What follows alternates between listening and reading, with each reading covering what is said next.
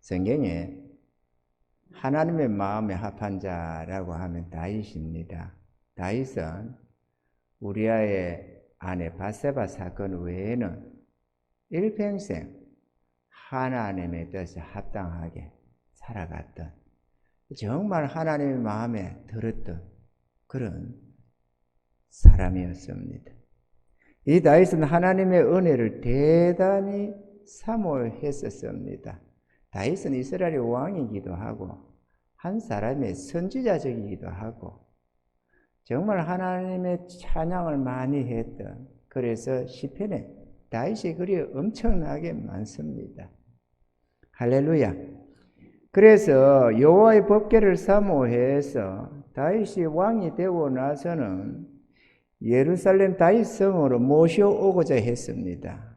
이것은 다윗이 주의 말씀을 따라 범사에 주의 뜻을 물으며 그렇게 그 말씀을 따라 살고자 했던 그 마음에서 나온 행위였습니다. 다윗과 이스라엘 백성은 하나님의 법궤를 새 수레에 싣고 이렇게 나아갔습니다. 역대상 13장 7절로 8절을 우리 앞선 쪽에서 보면 하나님의 궤를 새 수레에 싣고 아비나답의 집에서 나오는데 우사와 아효라고도 하고 아히오라고도 하고 그러는데, 아효는 수레를 몰며 다윗과 이스라엘 온 무리는 하나님 앞에서 힘을 다하여 뛰놀며 노래하며 수금과 빗바와 소고와 재금과 나팔로 주악하니라. 그러니까 하나님 법궤를 메고 모셔가면서 이스라엘 백성들이 하나님 다윗은 말할 것도 없고 기뻐하며 즐거워하며 찬양하며 감사하며 이렇게 옮기고 있었습니다. 그런데 우사가 하나님의 궤를 붙들물어서 하나님의 진노를 사서 죽고 말았습니다. 대상 13장 9절로 10절에 보면 기돈의 타작 마당에 이르러서는 소들이 띠므로 우사가 손을 펴서 궤를 붙들었더니 우사가 손을 펴서 궤를 붙들므로 인하여 여호와께서 진노하사 치심에 우사가 그게 하나님 앞에서 죽으니라. 그래서 그곳을 베레서 우사라 이렇게 칭했습니다. 우사는 무슨 잘못을 하였기에 하나님이 치셨을까? 우리가 성경을 보다 보면 참 이상하다. 왜 이런 의문점이 생길 때가 있습니다. 하나님은 성물을 레위 지파 사람들이 메어 옮기게 했는데요, 레위 지파가 이 성물을 옮길 때에 그 성물을 봐서도 안 되고 만져서도 안 된다, 그러면 죽는다라고 하나님이 이미 말씀을 하셨습니다. 우사의 죽음은 하나님의 율례와 법도를 어긴 죄에 따른 당연한 형벌이라고 하겠는데요, 이스라엘은 왜 그러면 그런 하나님의 계명대로 하나님의 법도대로 행치 아니하고 하나님의 법궤를 메지 않고 새 달구지의 수레에 얹어서 그렇게 옮기고 있었느냐? 물론 소가 뛰니까 궤가 땅에 떨어지려고 하니까 우사가 궤를 팍 붙잡았습니다. 그거 뭐 문제가 없는 그 행위야 당연한 행동이겠지만, 문제는 매라고 했는데 매지도 아니했고 만져서는 안 된다고 했는데 만졌고, 결국 어찌됐든 간에 하나님의 법을 어겼기 때문에 죽을 수밖에 없었다. 그런데 왜 그렇게 그러면 그들이 그런 어리석은 짓을 했느냐?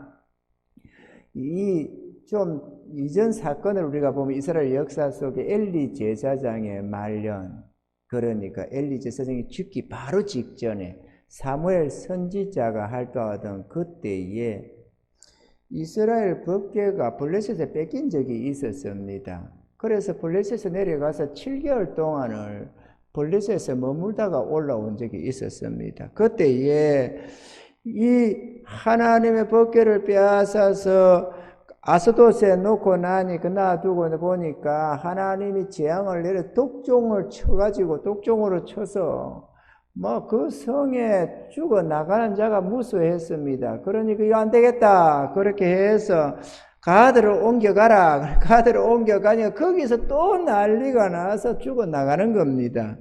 그러니까 안 되겠다. 에그로로 옮겨가라. 이렇게 해서 옮겨가니까 에고른 사람들이 저들이 법궤를 하나님 여호와의 법궤를 우리한테 보내서 우리를 죽이게 하려고 한다. 안 된다. 못 들어온다. 뭐 오늘날 같으면 길에 막아서 가지고 들어 눕고 이래 가지고 날 죽이라 이렇게 하면서 막 그냥 데모를 하고 피켓을 들어 시위를 하고 난리가 났던 거죠.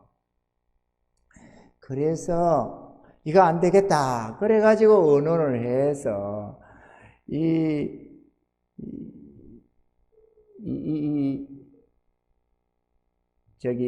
블레셋의 이제 이 술사들에게 물어보니까 어떻게 하면 좋겠냐. 그러니까는 이 법궤를 이스라엘로 올려보내라. 어차피 이거 나와서 안 되니까 우리가 어쩔 수도 없고 갔다가 우리 다 죽는다. 그러니까 아예 이스라엘로 올려보내자. 이래가지고 언론을 했습니다. 그래서 이스라엘 땅 베스메스로 블레셋을 이렇게 올려보내려고 했는데 그러면 어떻게 하냐 법궤를 가만히 연구하다 보니까 이렇게 하면 이 법궤를 올려보낼 수 있겠다. 그래서 하나님이 전지전능하시다고 하니까 전나는 소, 암소 2마리를 끌어다가 새 수레 한 번도 어떤 것도 부정한 물건을 실어보지 않은 새 수레를 하나 만들어 가지고 거기다가 하나님의 법궤를 얹고 그렇게 해서 끌고 베스메스로 올려보내는데 몇 개 성을 지나 이렇게 올라가는데 이 암소 그 소들이 뭐가 저가 한 번이면 이스라엘 땅을 올라갔다 온 소들도 아니고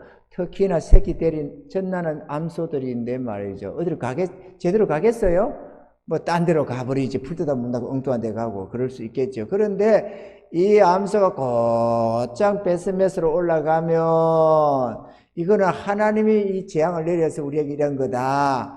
그런데 만약에 그렇지 않으면 이거는 하나님이 하신 게 아니다. 이래가지고 기아이면 진짜 하나님이 하신 건지 확인도 할 겸 이 법궤를 이스라엘로 올려보내기도 할 겸 이래가지고 아주 머리를 써서 그렇게 했는데 진짜 하나님의 법궤를 맨 이 암소 2마리가 울면서도 치우치지 아니하고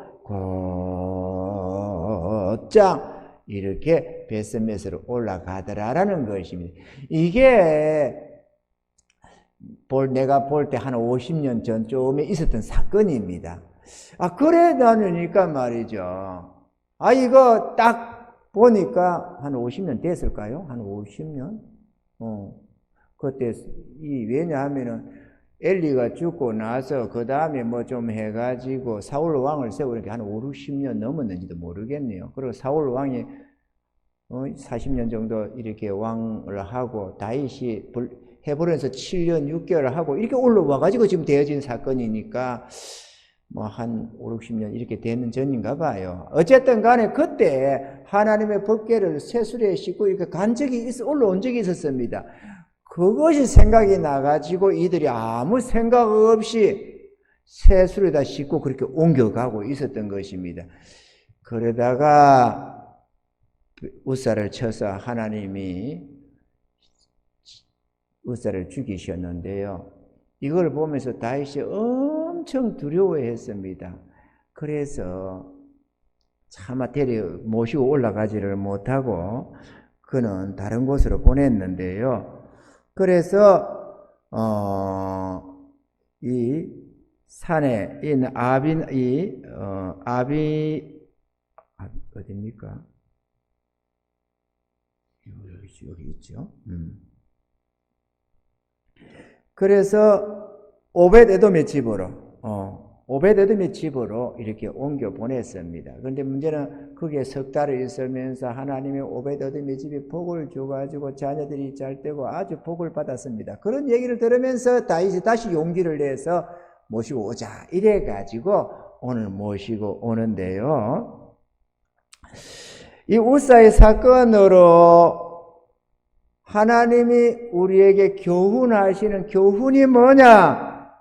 하나님의 말씀과 뜻에 합하지 않는 행위는 아무리 선한 것 같아도 결코 하나님이 기뻐하지 않으시고 복이 되지 않는다라는 것을 우리에게 보여주시고자 하셨던 것입니다.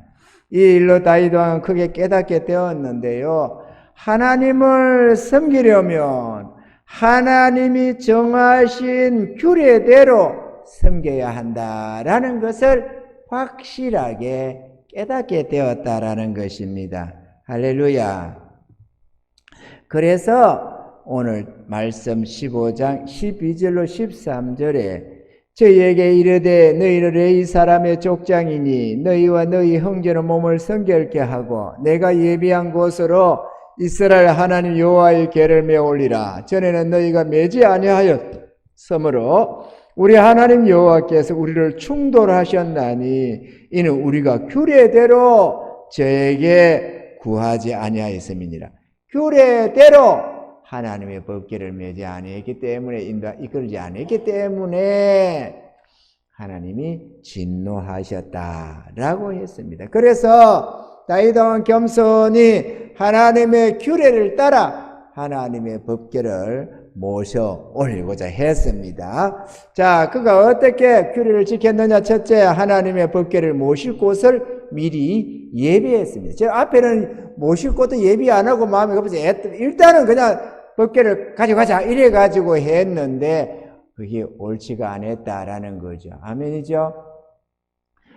부모를 모시고 해도 어디서 부모를 가령 시골에서도 어디서 모시고 오려고 하면 자식이 모시려고 하면은 그래도 방이라도 하나 예비해 놓고 모시고 오는 법이고 뭐든지 누울 자리를 보고 발뻗으라 했다고 뭐가 있어야 되는데 하나님의 법궤를 다윗성으로 모시고 오고만 하려고 했지 하나님의 법궤를 모실 그런 곳을 예비도 안 했었는데 이번에는 제대로 규례대로 법도대로 하나님의 법궤를 먼저 모실 것을 준비했다.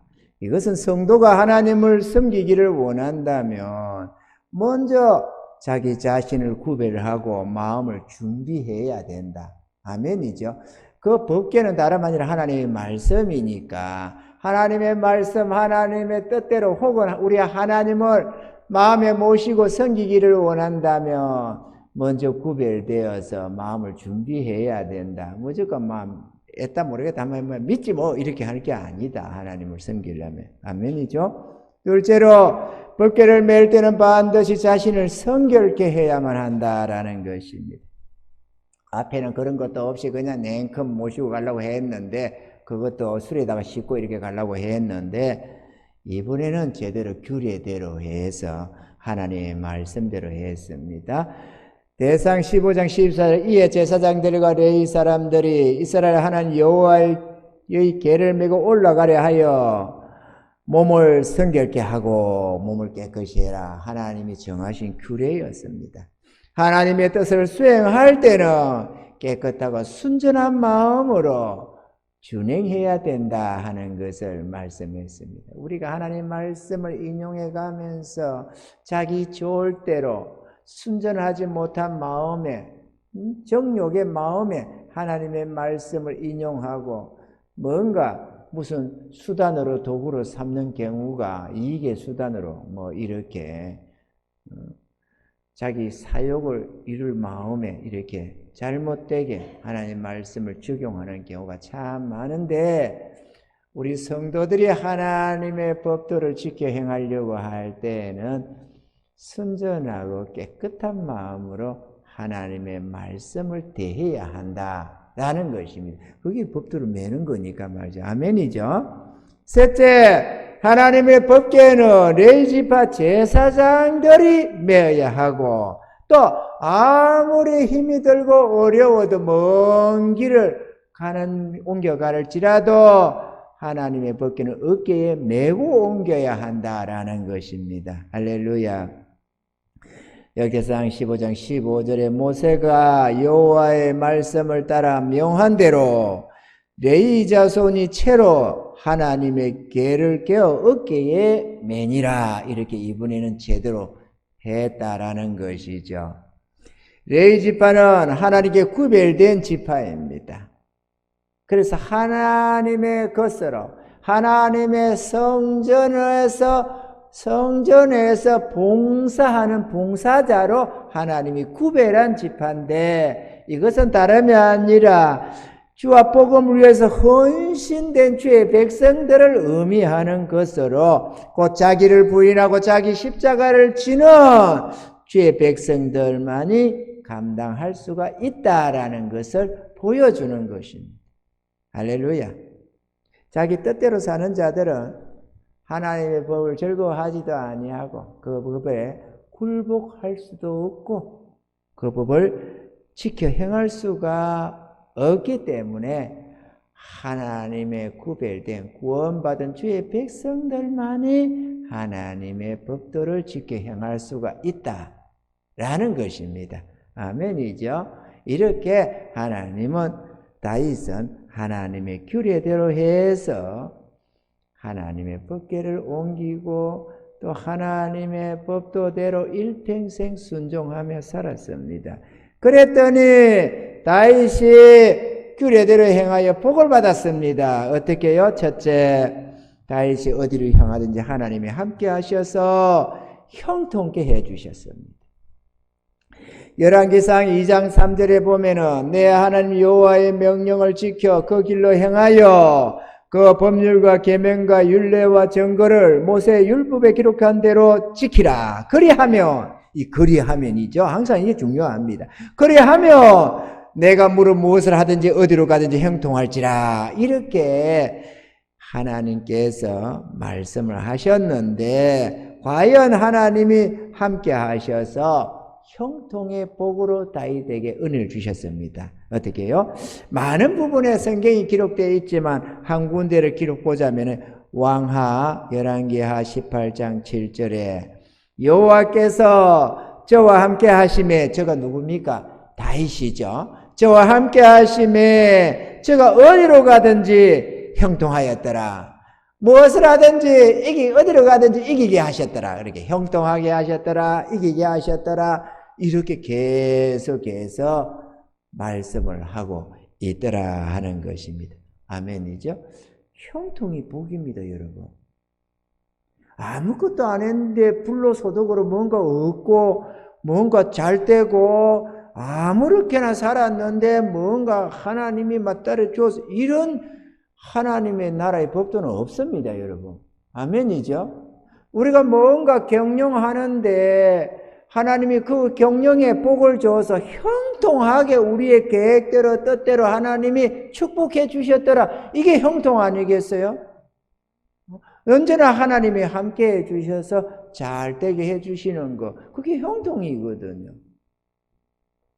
그런데 다윗이 왜 형통합니까? 당연히 형통하죠. 왜? 하나님의 뜻대로, 하나님의 규례대로, 하나님의 말씀대로 사니까 하나님이 전적으로 책임져 주시고 축복해 주셔서 형통했더라라는 것입니다. 그러니까 우리들도 하나님의 뜻에 입각해서 살아야 되겠다 하는 것입니다. 아멘이죠? 둘째, 다윗의 집을 굳게 세워주셨고 그의 왕위를 영원토록 그의 후손들에게 이어가게 하셨습니다. 다윗이 얼마나 복을 받았느냐. 마지막 다윗의 이 기록 중에 마지막 부분에 가면 이렇게 역대상 29장 28절에 이렇게 말씀되어 있습니다.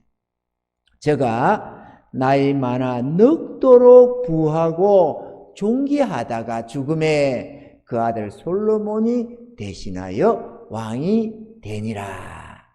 저가 늙도록 부하고 존귀하다가 이러면 됐죠? 이보다 더한 게 어디 있습니까? 그러면 젊은 너는 가난했습니까? 아닙니다. 아주 하나님이 함께 하셔서 범사에 복을 주시고 아름답게 하시고 그렇게 해 주셨더라. 하나님이 축복하시더라. 마태복음 1장 1절에는 아브라함과 다윗의 자손 예수 그리스도의 세계라. 그렇게 해서 다윗의 왕권, 이스라엘의 대왕이라고 하는 다윗의 왕권은 만왕의 왕 대신 예수 그리스도로 이어져 가더라. 그 후손으로. 그래서 다윗의 자손이다. 이렇게 말을 하고 다윗의 왕위가, 다윗의 등불이 그 후손에게 꺼지지 않냐고 계속되게 해주신다고 약속하더니만 그 위를 통해서 예수님께서 오시더라 하는 것입니다. 할렐루야. 이렇게 다윗이 복을 받았어요. 대단하잖아요.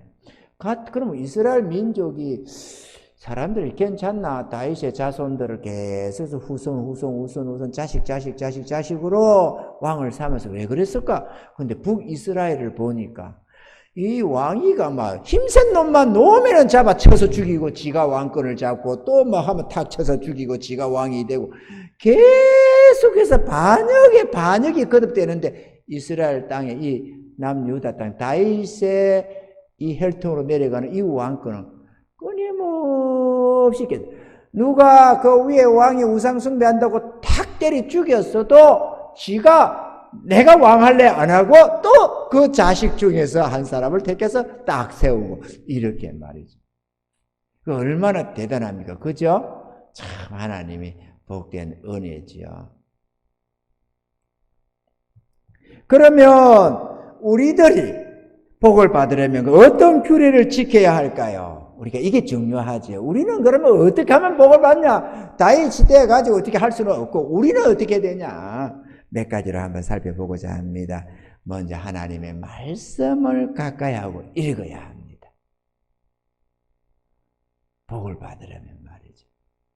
왜냐? 우리가 복 하면서도 하나님의 규례 밖에서 복을 찾으면 안 된다 그거죠. 그럼 하나님이 절대로 복을 안 준다고 하는데 규례를 어겼어야 되겠습니까? 아멘이죠? 시편 1편에 우리가 잘 아는 대로 보면 1, 2절만 보면 복 있는 사람은 악인의 꾀를 쫓지 아니하며 죄인의 길에 서지 아니하며 오만한 자리에 앉지 아니하고. 악인의 꾀가 누굽니까? 세상 사람 말합니까? 아닙니다. 우리 머리대로 우리 생각대로 이렇게 행하는 거 그걸 악인의 꾀라고 그래요. 정욕대로 사는 모습대로. 그래 안 하고 오직 여호와의 율법을 즐거워해 그 율법을 주야로 묵상하는 자로다 그랬습니다. 하나님의 법을 즐거워해서 늘 가까이 하고 읽고 묵상하는 그들이 그리고 그렇게 하는 건 왜 그러겠어요? 준행하려고. 그래서 하나님의 말씀대로 살아가는 그들이 복이 있더라 이렇게 말이죠. 복되도다 이러면서 복 있는 자는 이렇게 말이죠. 할렐루야. 그러니까 필요하면서 가다가 이거 좀 뭐가 잘 돼야 될 텐데 내가 복 좀 받아야 될 이런 생각이 나면 이 말씀을 기억해내야 합니다. 규례대로 복을 구해야 된다 하는 것이니까 말이죠. 아멘이죠? 말씀을 가까이 하는 자가 복이 있다. 우리 하나님이 그렇게 말씀하셨은저 저는 시냇가에 심은 나무가 시절을 쫓아 과실을 맺으며 그 잎사귀에 마르지 않음 같으니 그 행사가 다 형통하리로다. 우리 하나님이 확실하게 약속하신 것이니까 기회 있을 때마다 늘 말씀을 가까이 하시는 은혜가 있기를 주의 이름으로 축원합니다. 둘째로 믿고 기도해야 합니다. 믿음의 기도는 병든 자도 일으키시고 믿음의 기도는 온갖 기적의 역사도 일으키는 것입니다. 아멘이죠. 그래서 마태복음 21장 22절에 너희가 기도할 때 무엇이든지 믿고 구하는 것은 다 받으리라 하시니라. 무엇이든지 원하는 대로 구하라 그러면 다 이루리라. 이렇게도 말씀을 기도해야 된다. 받지 않은 것은 구하지 아니하미요 라고 했습니다.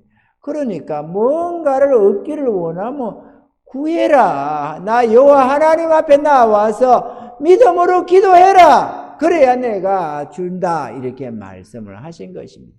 너희가 별로 뭐 받은 게 없냐? 그러면 그거는 기도 안 해서다. 이렇게 우리 하나님이 말씀을 하는 것이죠. 아멘이죠. 동의하십니까?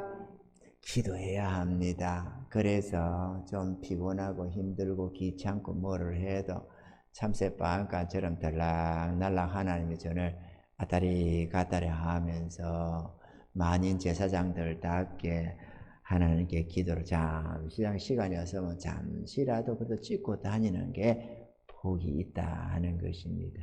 할렐루야. 셋째로 하나님의 나라를 항상 먼저 생각해야 합니다. 그거는 아니다. 우리 생각에 왜 하나님의 나라를 먼저 생각하는 그의 나라와 그를 먼저 생각하다 보면은 우리 집에 돈 모일 기회가 없어요.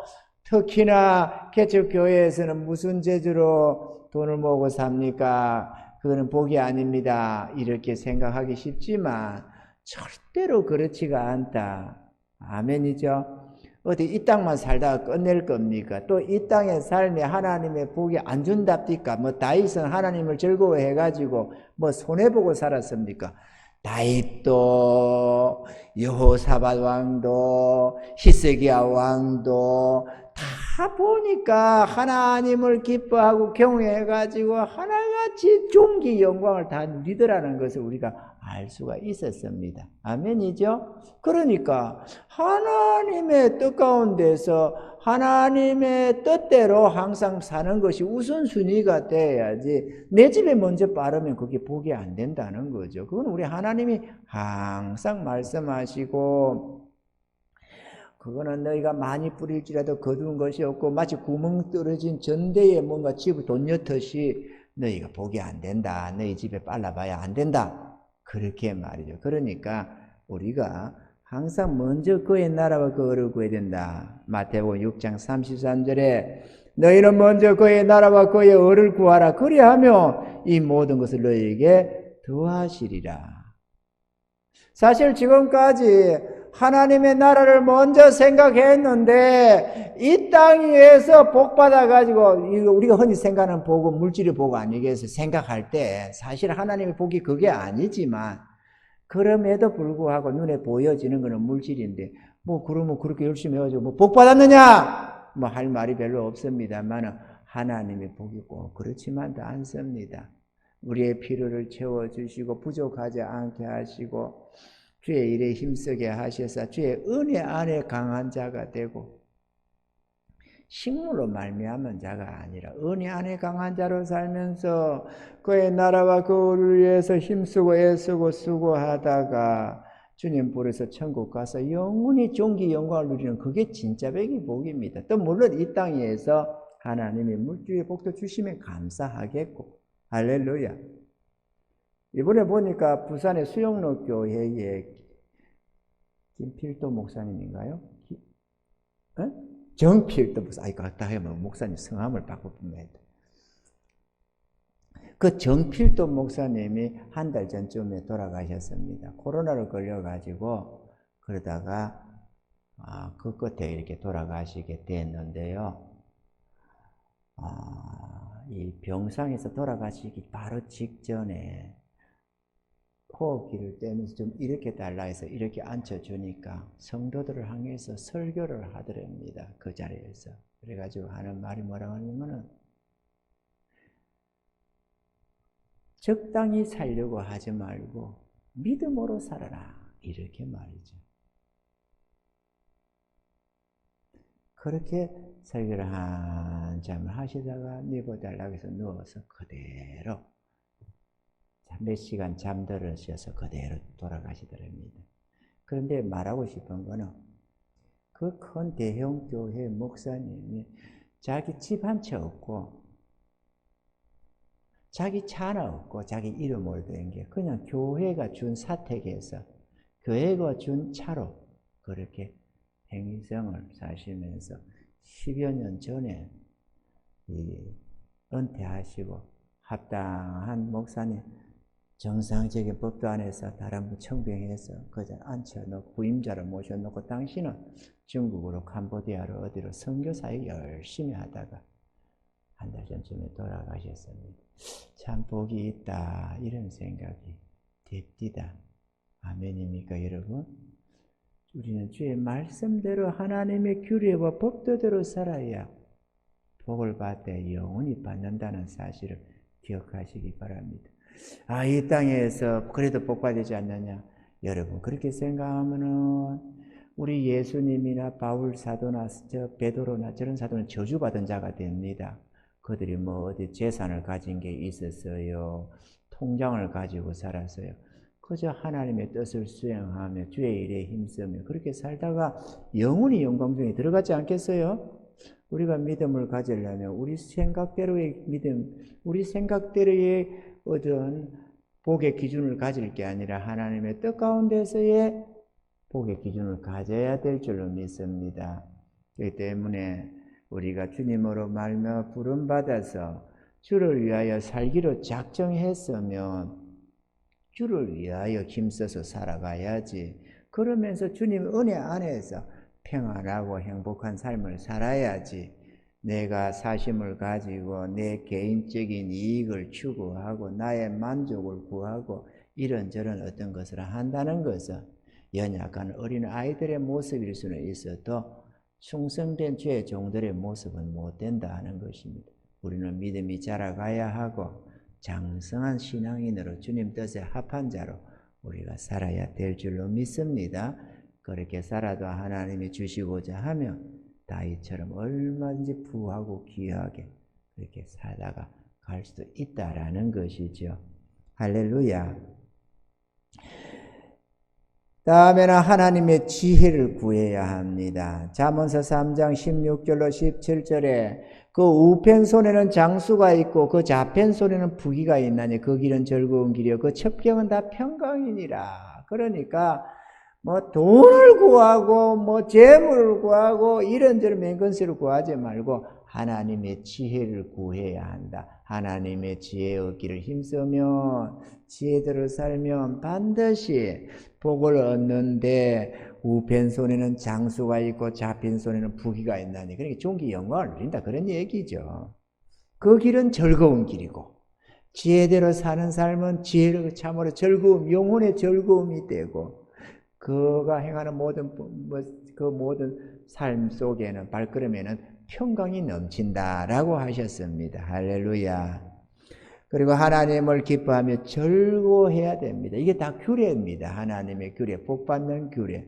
왜 하나님을 기뻐하며 즐거워해야 하느냐? 간단하게 한 부분을 보면 시편 37편 4절에 또 여호와를 기뻐하라. 제가 내 마음의 소원을 이루어 주시리로다. 자기 하나님을 기뻐하는 자를 하나님이 마음껏 축복해 주십니다.